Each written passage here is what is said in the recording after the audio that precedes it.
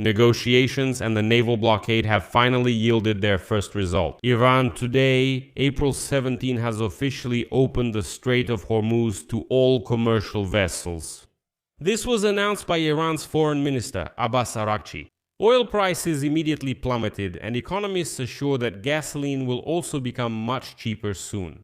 Officially, Iran cites the ceasefire between Israel and Lebanon, which was announced the day before, as the reason for lifting the blockade of the Hormuz Strait. But unofficially, all sides admit that the blockade by the American naval forces was effective and led to the halt of oil and petroleum product exports from Iran. Consequently, the regime in Tehran stopped making money. On the other hand, in Washington, they are already claiming that it was Donald Trump himself who negotiated with the Iranians and even lost his voice when he shouted at Iranian officials, demanding that they immediately open the Strait of Hormuz. And the very next day they opened it. But is that really the case? Let's figure it out together. I'm Pechiy, let's discuss this topic. But before we begin, please subscribe to the channel, like this episode, and leave any comment under this video. It's very important.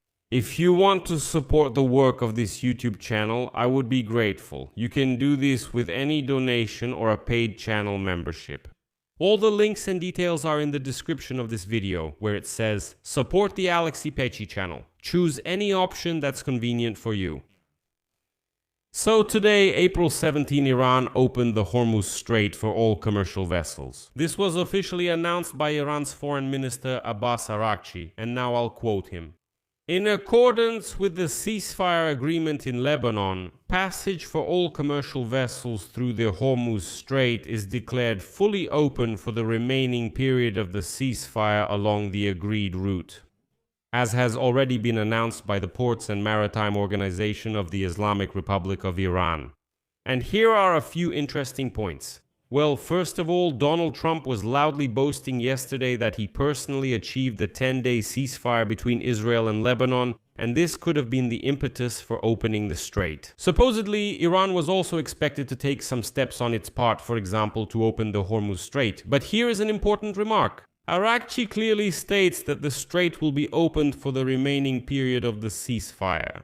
And as we know, the ceasefire regime ends on April 21st. Therefore, within the framework of the negotiations, this ceasefire regime will obviously be extended for some indefinite period until the parties sign a full peace agreement. Because what is being discussed now is precisely a framework agreement, that is, a preliminary one.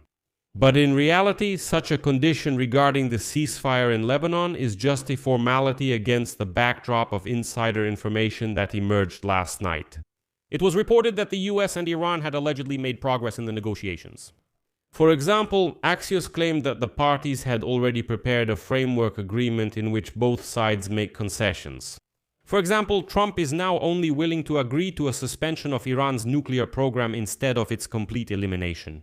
And there is also discussion about paying Iran tens of billions of dollars for its enriched uranium. But we'll talk about that in more detail in the new episode.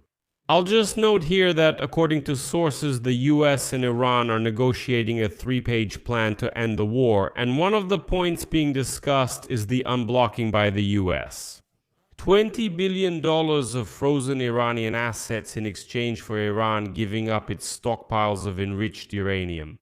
At the same time, leaks have already occurred today. Iran is considering allowing ships to pass freely through the Omani part of the Strait of Hormuz for negotiations with the US, but only on the condition that an agreement is reached to prevent the resumption of conflict.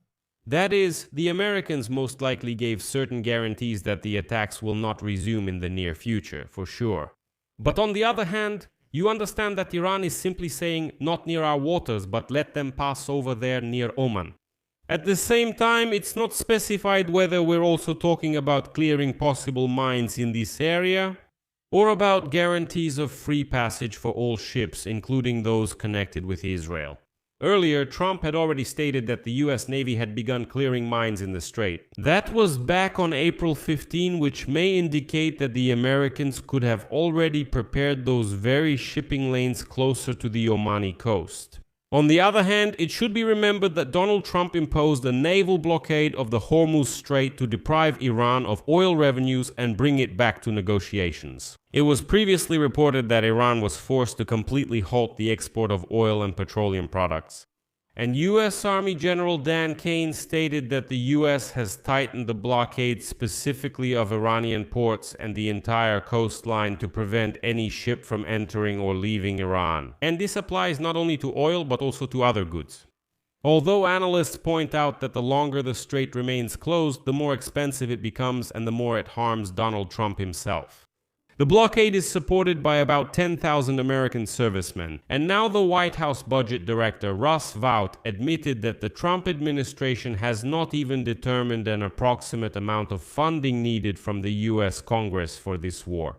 That's why Trump also had an interest in ending this whole story as soon as possible. But this also led to Trump making serious concessions. And it's important to understand that Washington apparently knew about the opening of the Hormuz Strait as early as yesterday evening. The fact is that Washington was quick to present this as a personal victory for Donald Trump himself. Like all the negotiators, Secretary of State Marco Rubio, Vice President J.D. Vance, Stephen Witkoff, Jared Kushner, even the American Army, all of that is nothing compared to what Donald Trump personally did. Even before the Hormuz Strait opening announcement, Republican Senator Lindsey Graham suddenly stated that U.S. President Donald Trump personally negotiated with the Iranians and, during a phone conversation with the Iranian side, raised his voice at the negotiators, so much that he became hoarse afterward.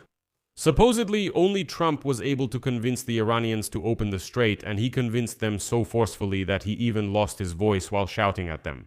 Next is a quote from Graham. Trump spoke on the phone with the Iranians a few days ago, and the conversation became tense enough that Trump loudly told Iran what would happen if they kept playing games.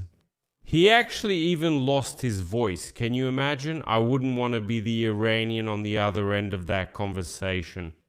I was surprised that the President of the United States personally joined the negotiations. Well, all right, let's just say we believe that this is how it happened, and that it was Donald Trump himself, not the negotiating team, including, by the way, Pakistan, which is a key mediator, but Trump himself, not all of them, who got concessions from Iran. And here, let me remind you that the negotiations between the US and Iranian delegations took place on April 11th in Islamabad, which is in Pakistan, and lasted almost a whole day, about 21 hours. The American side was led by Vice President J.D. Vance, and Iran was represented by the Speaker of Parliament Mohammad Bagher Ghalibaf and the Foreign Minister Abbas Araghchi. Despite the lack of concrete agreements as a result of the meeting, the parties did not withdraw from the negotiation process. The US Vice President said negotiations made significant progress. And according to media reports, the possibility of a new round of negotiations between the US and Iran to resolve the conflict is being discussed in the coming days. The next meeting may take place in Pakistan as early as this week, before the end of the week. But it's important to remember that the end of the war is still far off, because right now negotiations are only about a framework agreement, which will become the basis for a future peace agreement. Well, the Iranians opened the Hormuz Strait only for the duration of the ceasefire. And that means if the Americans suddenly launch a new attack, the Hormuz Strait will be closed again immediately. I'll leave it at that. Your opinion, your conclusions, write in the comments below this episode. Subscribe to the channel, click the bell, and don't forget to like.